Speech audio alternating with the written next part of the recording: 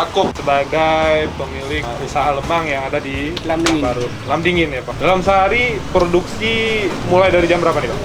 Mulai jam 6 pagi persiapkan daun pisang, buluh, cuci beras. Dalam sehari 250 bambu. Pasti 250 bambu ya? Ya, kalau bambu buluh. Pasti Ya, tambah ubi 20 kilo. Kalau laku kadang-kadang 7.500.000, 8 juta. Kalau yang besar 100, yang paling kecil 40. Itu memang berat ya? Itu per batang. Ada yang dipotong-potong. Potongnya? Per potong 5.000 sampai 10.000, 20.000. Kalau lemang ubi Pak? Kalau lemang ubi 5.000.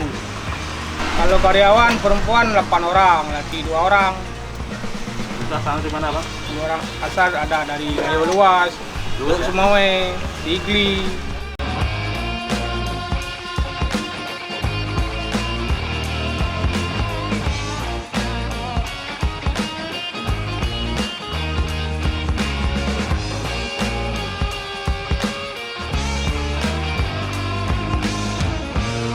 Bu, ini selain lemang buat selinya juga Bu ya? Di Iya. sini ya Bu ya? Wah mantap.